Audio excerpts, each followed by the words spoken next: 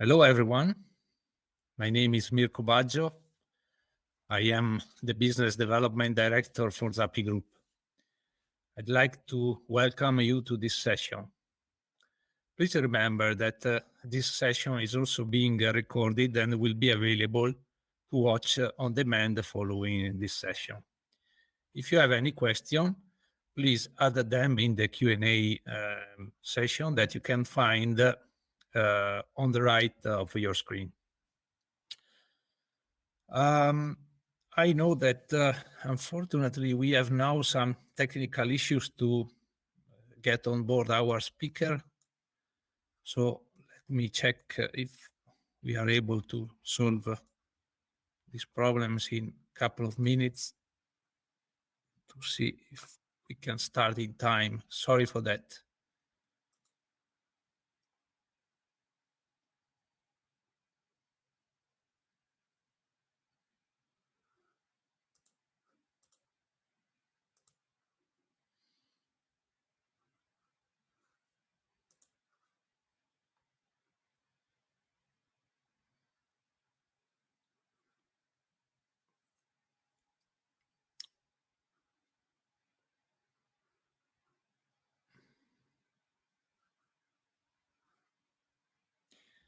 So in the meantime, I can introduce our guest.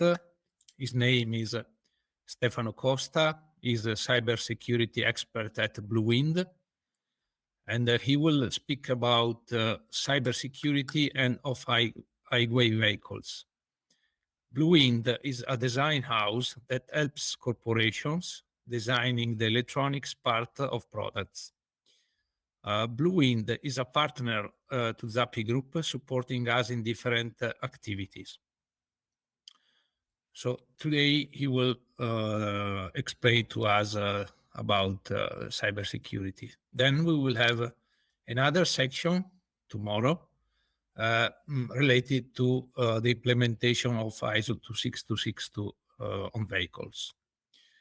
So let me check if we got it.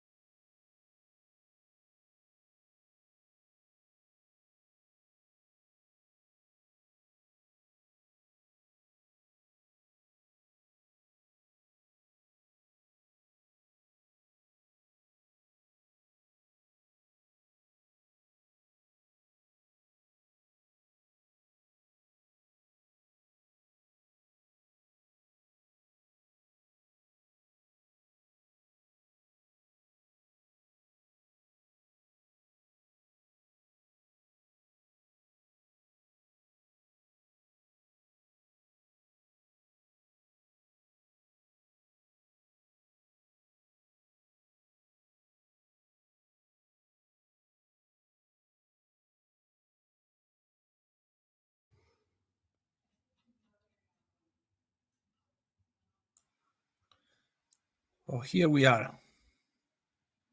Hello, Stefano. Can you hear me? Adesso sì, ma caspita, è stata dura, eh? Now you are finally Ho dovuto riavviare live. tutto perché era in modalità speaker, non so come mai. Cioè, scusa, in modalità attendi. Un attimo che apro anche le slide a questo punto.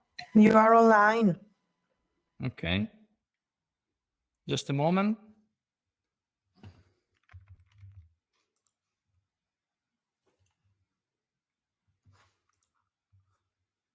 I'm sorry for the delay. Yeah, I have introduced you already to our guests, and so here the floor is yours. Yeah, please take the lead. Okay. Just a moment. Here we are.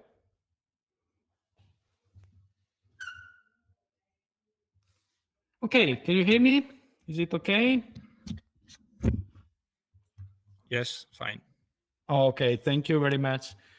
So here I am. Sorry for the delay. There was a problem with the PC. Now everything seems to go correctly. Unfortunately, I have the wrong webcam, but this is not a big issue. You can see the slides, so everything is okay now.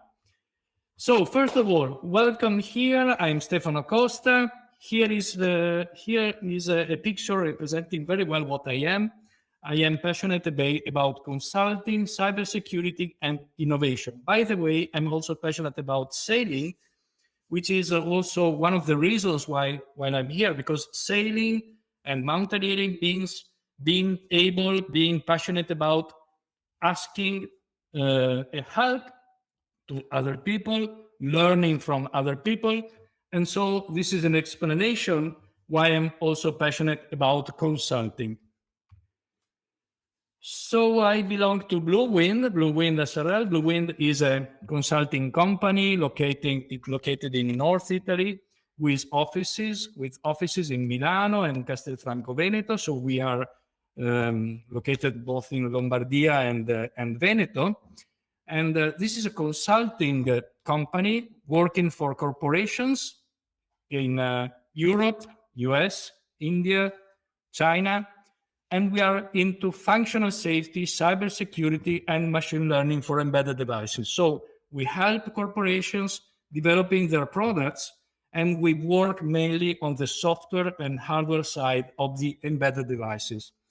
We are a group of 20 people. We are growing, we are hiring, by the way, and we are working, of course, together also with Zappi Group for several operations. So this is my program for this talk. First of all, we will talk a little bit about the purpose of this talk. We will switch to a brief introduction to cybersecurity, which means what do we mean when we talk about cybersecurity, generally speaking, and more in depth related to the highway vehicles.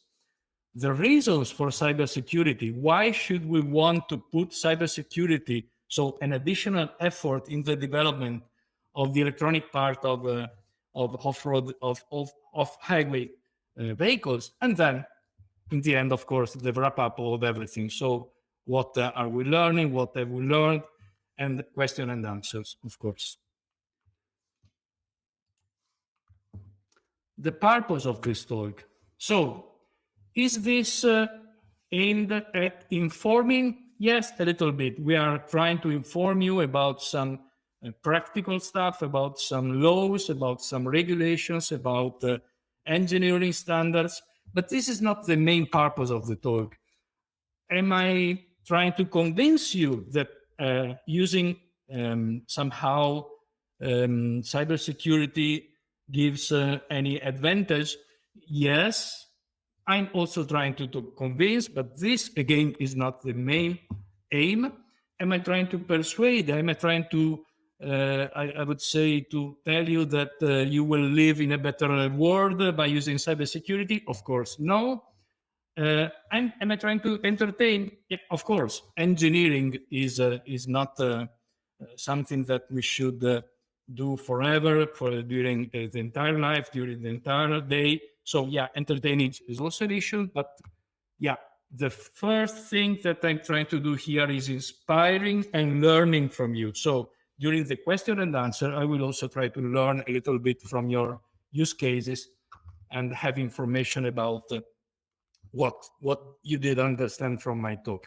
So inspiring is my first aim, and inspiring means for me in this situation, it means trying to give you some topics and short keywords that you will find useful when you read something about it, when you hear about cybersecurity, connecting the dots.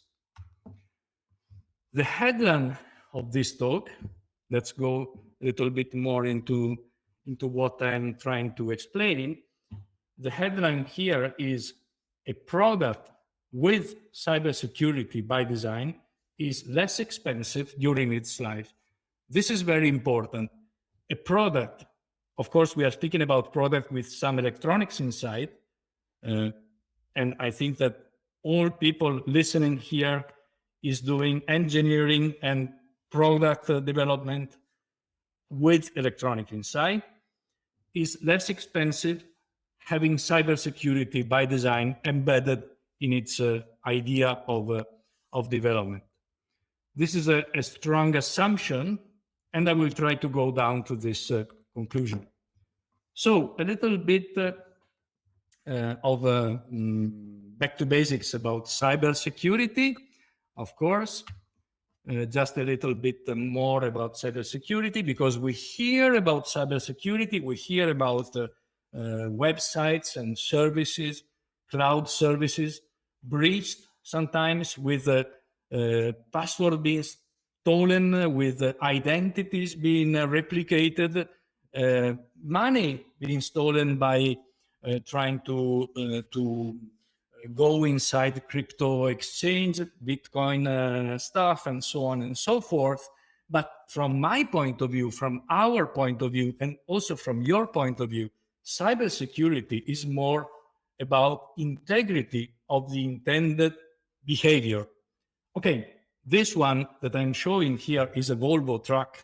I don't know if this is real. I think it is something like marketing stuff, or maybe it does exist as a development device or something like this. This is an edge case, but integrity of intended behavior is the most important thing about cybersecurity when we speak about off-highway vehicles and, generally speaking, complex and harmful devices and products. The integrity of intended behavior means I'm building something, I'm developing something, I'm putting electronics and software inside that something, and it will behave as intended even when submitted to the forces of market, evil, people, or errors from someone. And cybersecurity is one fundamental part of this way of thinking. Cybersecurity, in a sentence, here, as we are speaking about the products we are focusing on today, is a way for achieving integrity of intended behavior. Not the only one, not the only requirement. We also need to think about functional safety, for instance, and to a range of measures during the development in order to be sure that the product will behave as intended. But cybersecurity is one of the important things. This is my estimation based on reading around and putting together numbers. And I'm not doing the wrong calculation if I say that an estimated 90% of the products based on electronic systems that we use every day, like the computer I'm using or the camera I'm using, which is not working today, by the way, an estimated 90% of those products based on electronic system potentially behaves in the wrong way due to some fault or corruption. Here we're speaking about memory corruption, something like this, an intended tampering by an evil actor. So someone going inside the product and trying to make it behave differently, and wrong operations by humans. Everything listed here relates somehow to cybersecurity, meaning a way for preventing that the product start behaving differently. And the most important part of the sentence is without this being detected and avoided. So fault corruption of memory is something that cybersecurity can prevent. An intended tampering by an evil actor is the most common way of thinking about cybersecurity. And wrong operations by humans, we will see a little bit later, is also important from this point of view. And I'm also adding here a small, the first page of a paper that appeared recently. This paper is an academic study about the possibility that I'm detecting the presence of a malware inside the product just by listening and examining the electromagnetic signals coming out of the electronic part of this product. This is a defense against a malware, but it's also a very good and clear indication that the interaction between the product and what's outside of the product is very, very important from a cybersecurity point of view. So what's cybersecurity? As a definition, citing here Dr. Christoph Parr, a university professor teaching cybersecurity in this university, which is located in the United States, but he comes from Germany. Cybersecurity uses the science, so the logic and the mathematics of cryptology. And cryptology is based on two different branches. The first one is cryptography. Cryptography is the design phase.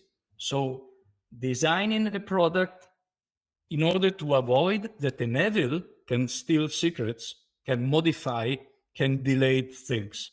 So cryptography is the science of designing something robust enough in order to prevent that someone can go into the product and starts doing something wrong.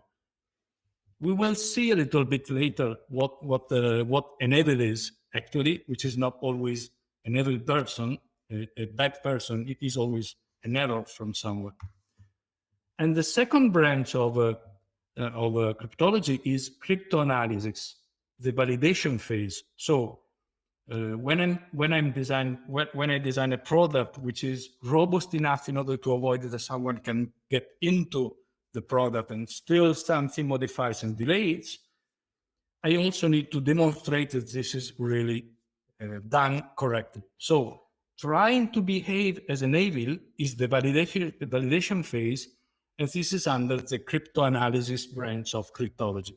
So back to basics, cybersecurity means designing a system using cryptography and demonstrating that the system is robust using cryptanalysis.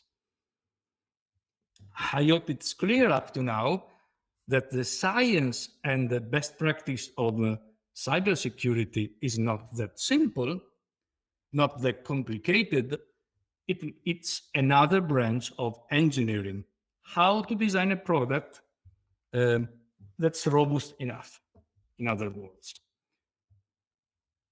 I don't know, Mirko and Valentina, if I need to stop sometimes in order to collect questions, or do you prefer to have questions in the end, as you want? We can do at the end, thank you. We can do it in the end? Yeah. Okay, very good. So, but who is the evil, actually? Who is the evil?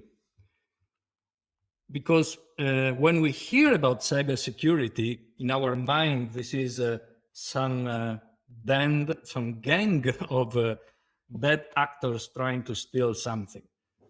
The havens, when we speak about cybersecurity of products, is very often something totally different.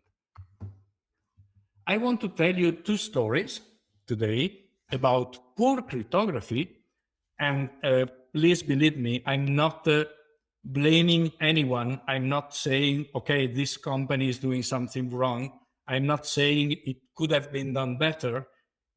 This is something that might happen to myself, to yourself, to anyone while designing a complex product. While we put our complex products on the market, we can do errors, small errors, big errors, and we just need to learn from what's done in the past. So welcome to the future where your microwave thinks it's a steam oven. What's happening here? This is something that happened recently, I think less than 1 month ago. This is a very nice and luxury oven. It's a microwave oven sold by a company here in Europe, and I think also in the United States. And this oven is connected to the internet. It's constantly connected to the internet. And the oven has the ability, the microwave oven, is able to upgrade the software by itself. So it will check every day or every week, I don't know how often, for new releases of the firmware, and download the firmware and upgrade with new features, new stuff, new something, and also perhaps correction of errors potentially.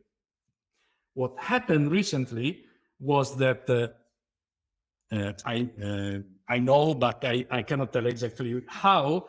Of course, what happened is that a new release of the firmware was released that was really intended for a steam oven, so a totally different product, and it was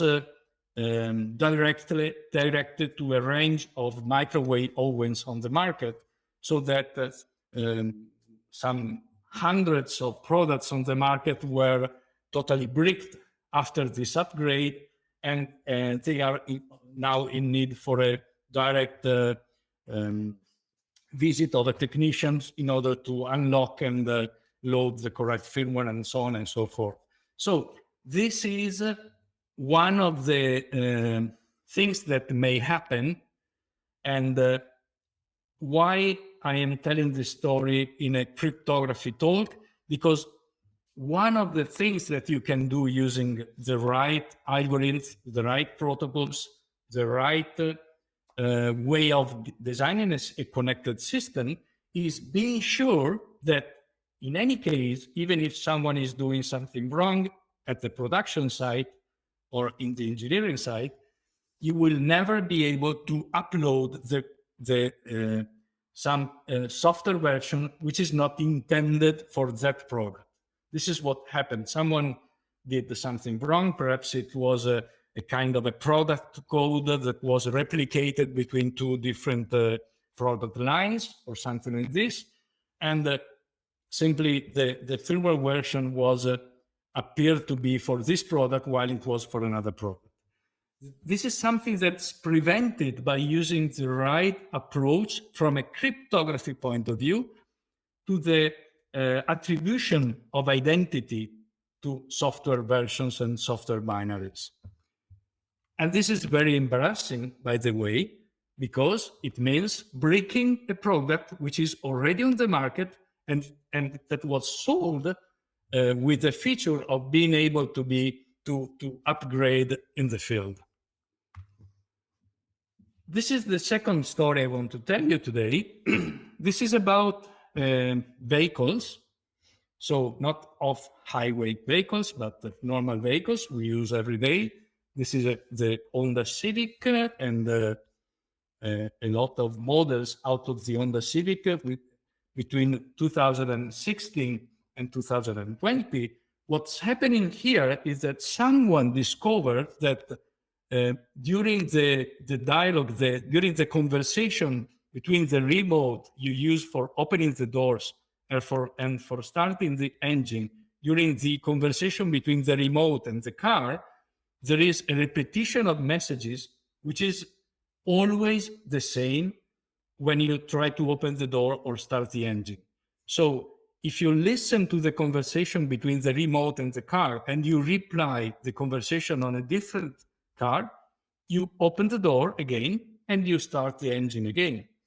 Now there is some discussion between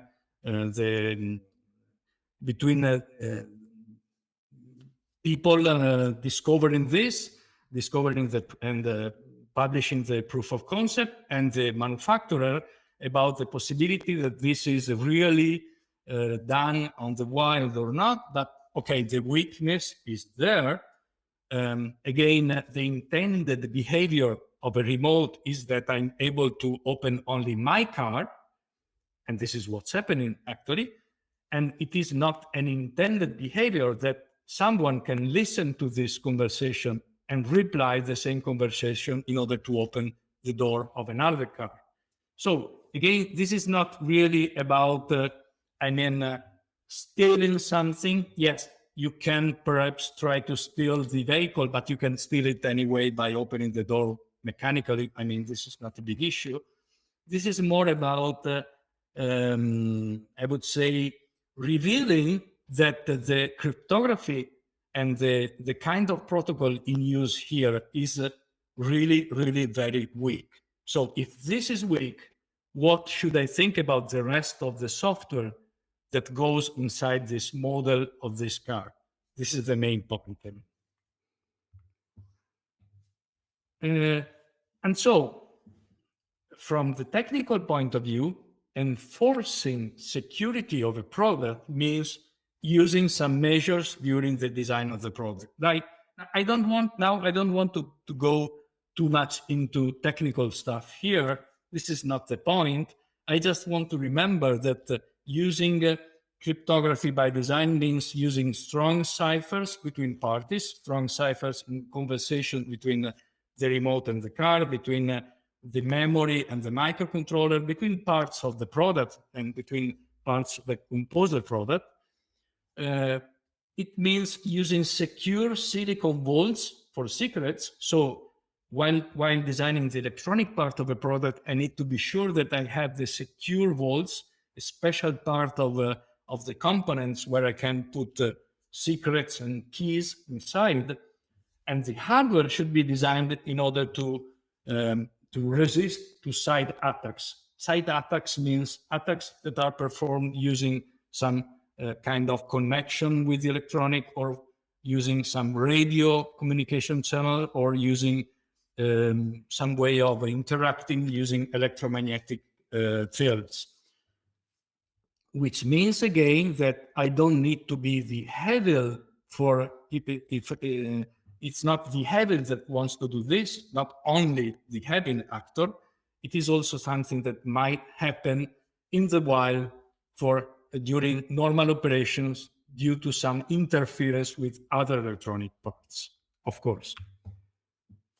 And security should also evolve in time, because when I put security in a product, I'm thinking of a product that will be on the market for 5 years, 10 years perhaps, and in 5 or 10 years, the possibility of evil actors evolve.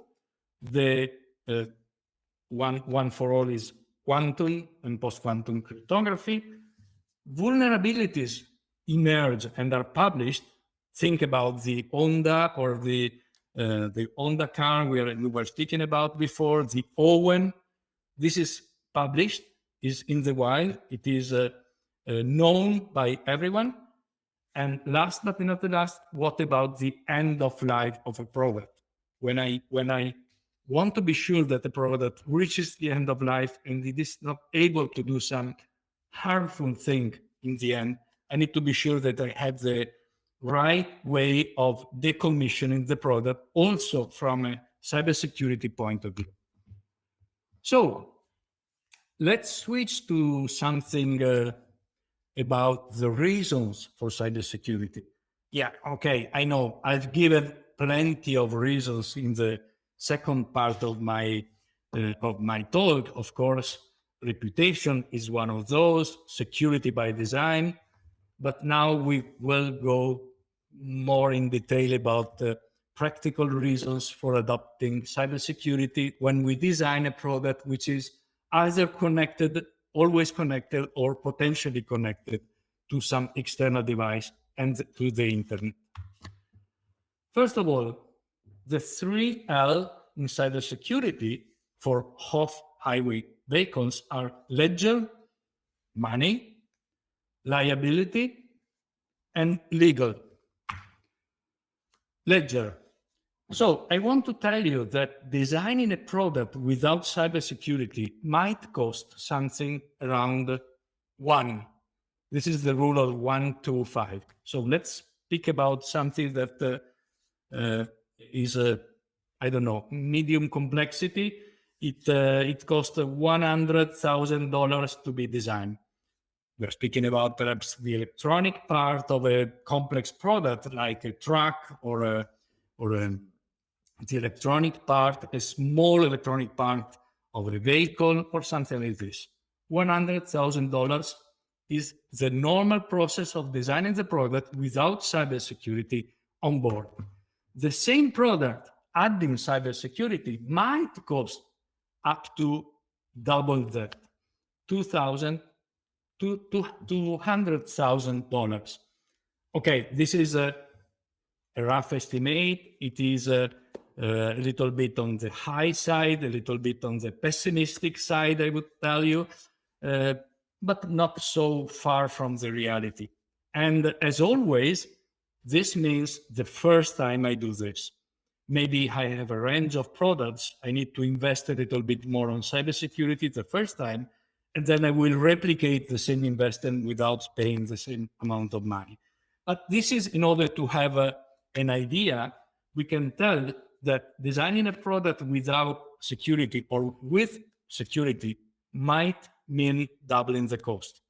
So, should I do it? No, from a ledger and from a money point of view, because I'm putting more money on the product, and I'm not sure if this is worth doing. But the interesting part is the life cycle cost of a product without security or with pure security might be up to 5 times the cost of a product without security, and a little bit more than double the cost of a product with security. So we should compare not the 100 with 200, but we should compare the 200 with the 500. And why 500? Because this is, of course, a slogan and kind of a marketing estimate, but not far from reality.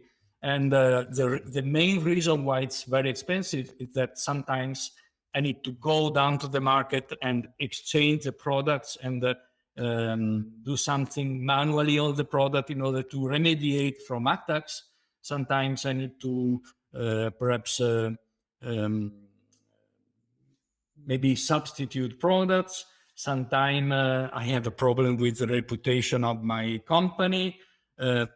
Okay, a lot of big issues if I don't have cybersecurity designed inside my products.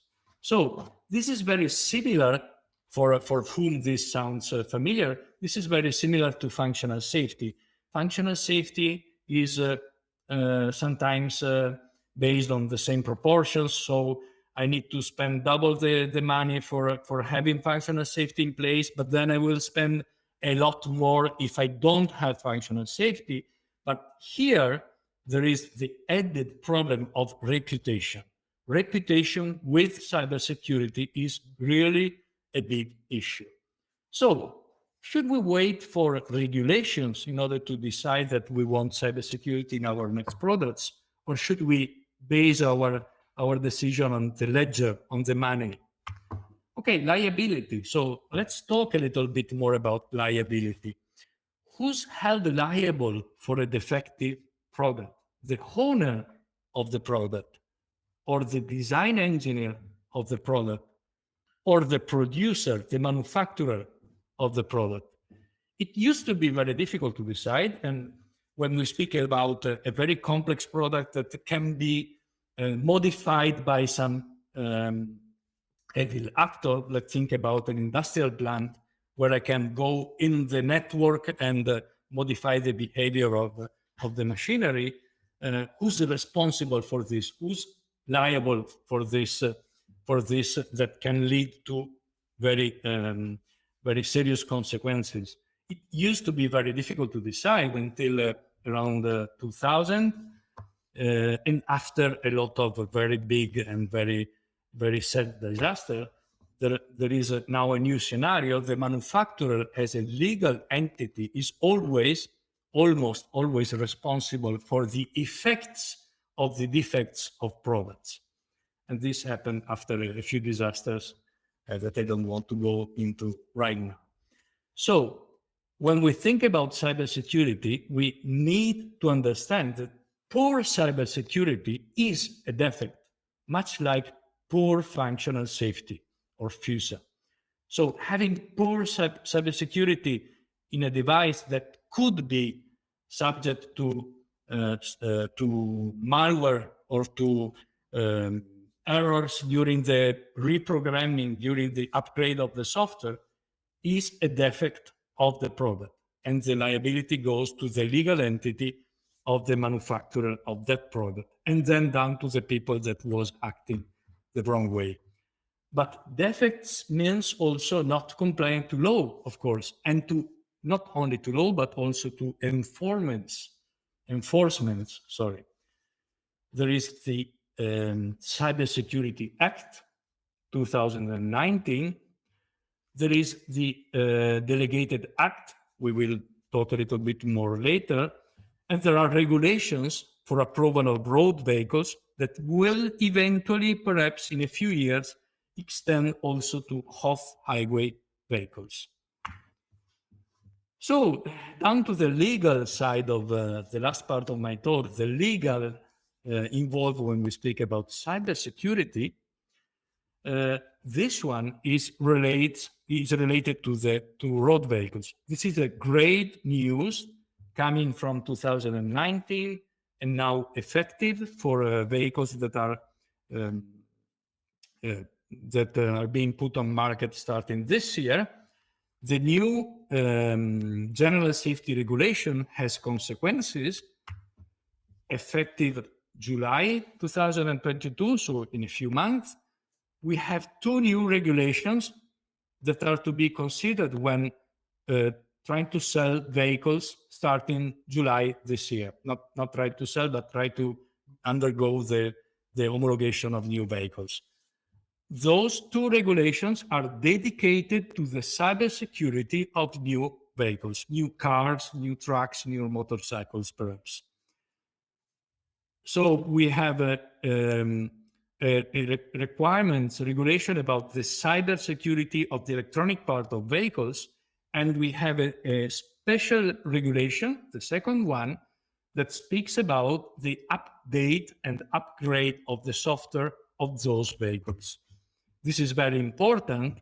The two regulations refer to the full life cycle of a vehicle, and the process, not a special algorithm or a special implementation, but the process of designing the electronic and the software of the vehicle is taken into account. The consequences of the two new regulations are that we now have in place engineering manuals, engineering standards that are very useful, like the 21434 cybersecurity engineering and the 24089 software update engineering that were published. The second one is not yet the final version, but there is a draft version which is almost finalized. So we have at least two new engineering standards that can be very useful while designing systems, even if we are not in the domain of road vehicles. This is engineering standards that can be used anywhere. But we also have the Cybersecurity of Connected Devices Delegated Act. This was published October last year, it is an extension and not really an extension, but an evolution of one small part of the Radio Equipment Directive, which is already, of course, effective since 10 years, around 10 years now.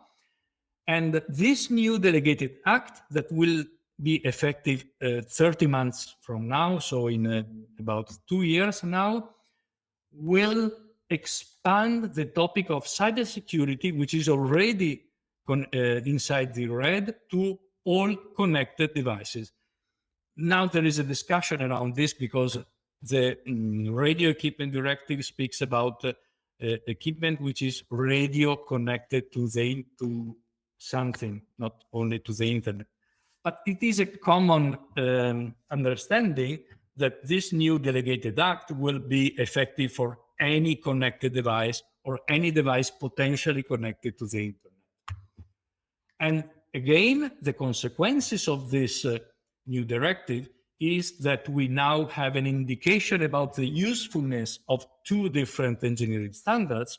One is the ETSI EN 303, the other one is ESC 62443, and which is a range of indications from the engineering point of view. The first one for consumer Internet of Things, for consumer devices connected to the internet.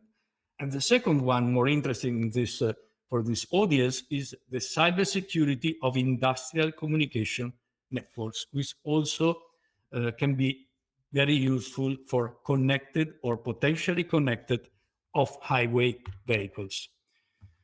So, wrap up of everything. I think that I am in time, Mirko, if I understand correctly. And I want just to briefly go through what we have seen here, the purpose of this talk. Yeah, I want to inspire you, hopefully, but I also want to learn a little bit more, hopefully from the Q&A and answer session. I wanted to introduce cybersecurity as a topic from a generic point of view, but I also wanted to focus on the integrity of the system. Cybersecurity as a way for preventing someone or something, some error, some human error, to break the integrity of the intended behavior of a system. And the third part, I wanted to put down some, not so much in detail, but put down some good reasons for adopting cybersecurity while designing complex electronic systems. The ledger, the money, which is on a balance, the liability, and the topic of the cybersecurity as a defect of a product, and then the law enforcing for cybersecurity, which is coming at a high speed now also to a lot of different products that we are designing today. Okay, so that's all. I think that, Mirko, I put my headphones on so that I can hear you. Yeah, great. So thank you, Stefano, for your comprehensive presentation. So I encourage our listener to come with some questions for you. In the meantime, to warm it up, I have a question for you, Stefano. Sure. So it's a kind of comment more than a question. Mm-hmm. So regarding cybersecurity, because it looks a little bit, let's say,